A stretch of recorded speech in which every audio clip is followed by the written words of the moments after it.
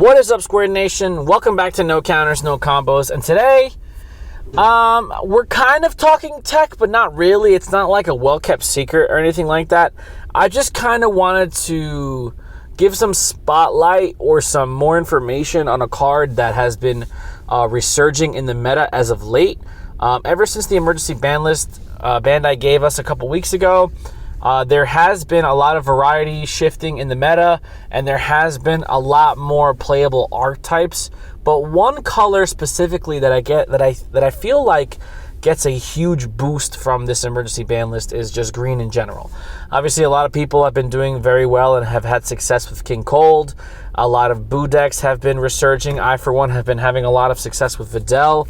I'm going to try to get some gameplay for you guys with Videl, at least on stream sometime this weekend. I try not to go on stream myself, just so you can see everything else that's going on in the shop. But I've had some success with Videl, and I think we should shine some light on her. But the reason I want to talk about green specifically is because there's a lot of argument there's a lot of discussion in the community about which is the best green unison in the game currently. Obviously, Demigra falls into that category, but the way the meta has shifted, I think we have a new best green unison in the game, and that's going to be what we're talking about today. Dark Broly, Overwhelming Evil. Now, this card came out in set 11. It was one of the SR variants that we got. It did also get an SPR printing, and it wasn't used very heavily in the beginning. I tried dabbling with it a little bit with Turles, but Turles just didn't feel like that's kind of deck that really needed a unison. And then I was just kind of off of green because it didn't really have that, that edge in the meta. But, it's always been a really good card. It's always been overstated, in my opinion, which is great for unisons because it allows them to stick to the board. And I think it's definitely in contention as one of the best unisons in general, but probably the best green unison in the game. So let's take a look and see what it does. Dark Broly Overwhelming Evil is a specified 3-cost green unison.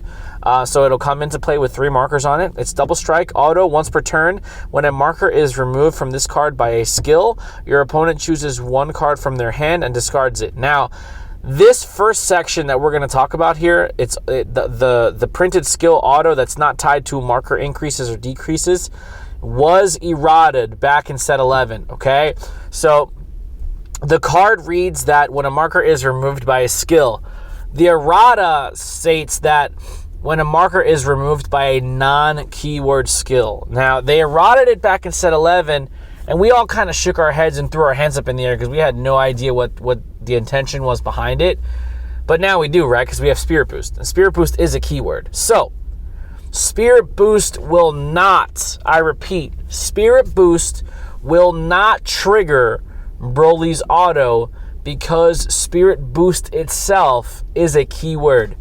There are instances where Spirit Boost is tied to an auto, but Spirit Boost itself is the keyword that would be removing the marker from Dark Broly. Therefore, it does not gain the skill of discarding 1 card from your opponent's hand. So we can obviously see what Bandai's intentions were. They wanted to get ahead of it before there was a lot of confusion in the meta, and we just kind of brushed it aside because we all forgot about that errata that happened back in set 11.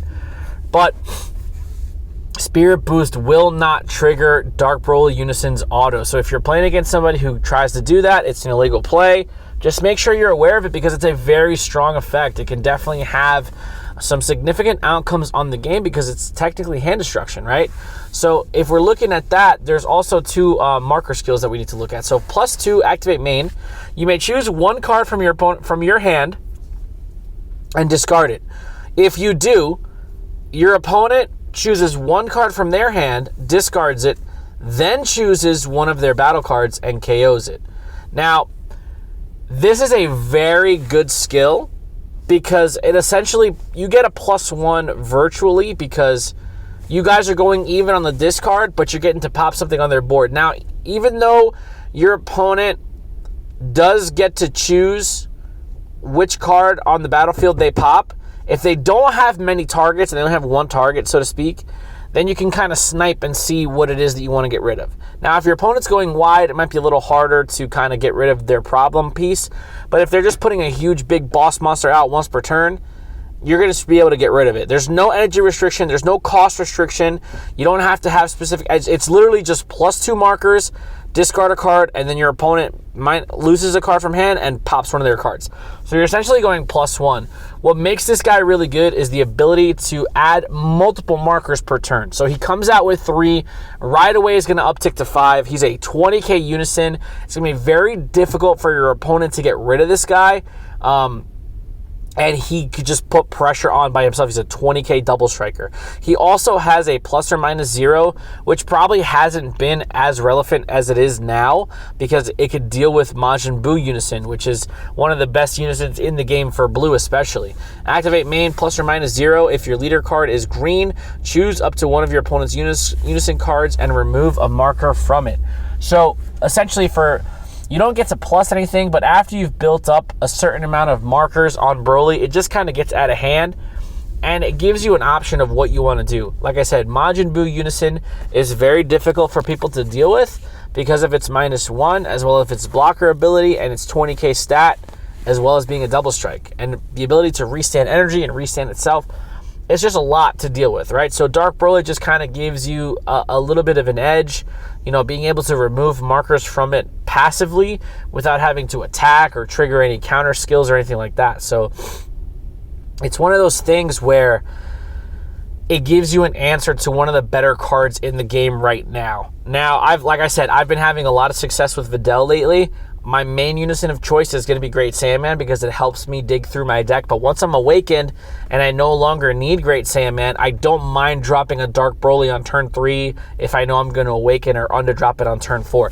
Dark Broly, to me, in my opinion, most likely will not be the main Unison that you utilize in your deck unless it's, you're going all in on Dark Broly. I think there's a world where Demigra is very good early on, but once you and your opponent are awakened, it loses a lot more value because there's no need for you to save the markers on Demigra because you're not going to want to take that life after 4. So it's one of those situations where, especially now with Spirit Boost and being in green, you can kind of combo it with Spirit Bomb Goku, flush off your markers off Demigra, and then go ahead and play your Dark Broly, which is going to give you 2 double striking threats for 4 energy, instead of, having to worry about leaving Demigra, feeding it to the wolves or whatnot and just letting it sit there. Demigra is still a very valuable Unison because his -3 is really good. So you can kind of combo it in with a Dark Broly. You can play your Demigra turn 1, so you can have all your counterplays and floodgates live early. But then for later games, if you want to be more controlling, if you need some board removal, you can go ahead and drop this Dark Broly on the board. And he combos very well with cards like, Surprise Attack Frieza, Spirit Bomb Goku. The effect of using Spirit Boost, even though it doesn't trigger the auto, it's still very good to use Spirit Boost with this Unison because of the ability of him stacking markers up very, very quickly. It's one of those things where he's going to stick around for a very long time. If he's not your main Unison, you could probably get away with running 2 copies. If you're playing a draw-heavy deck, especially if you're playing more of a mid-range, late-range type deck, you might be able to sneak 3 copies of this guy and 3 copies of an earlier Unison if you want to go that route. But I think Dark Broly Overwhelming Evil is a very, very good Unison right now in the meta. He is very aggressive, but also controlling at the same time. He can deal with Unisons by himself, being a 20k double striker. You could get rid of 3 markers on one Unison in one turn. You could ±0 for the activate main, and then you can swing for a double strike. So if your opponent's not ready for that, you're going to get rid of their big boys. Tapion Unison has not really seen a lot of play right now, but he's a 3-cost Unison. Baby Paris, the Baby Trunks Unison that we got from set 11 as well, which was very popular, is also a 3-cost Unison. He adds markers very quickly, but being a 20k double striker is going to allow you to deal with your opponent's Unisons a lot faster, especially because there's no defensive combo step on a Unison, so they're going to have to burn some negates or blockers if that's something that they have available to them. So For those of you who are playing green, whether it's King Cold, I mean, King Cold maybe not, because King Cold has their Black Mask King, or their King Vegeta Unison, which is like part of their, tied into their win con. But if you're playing like a generic green deck, whether it's Boo or you know, Videl, or if you're experimenting with some of the old Goku leaders like Clash Ku or Dredge Ku, you might want to consider tapping into Dark Broly. I mean, I think it's a really good card. I honestly, I'm looking at the art right now. I prefer the SR art over the SPR, so it's probably less expensive to get it. It's sitting around $4 on TCG Player.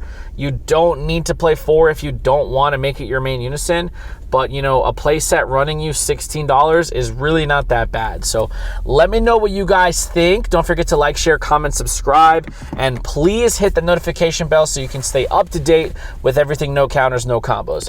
We really do appreciate the support, and we'll see you guys in the next video. Be there or be squared.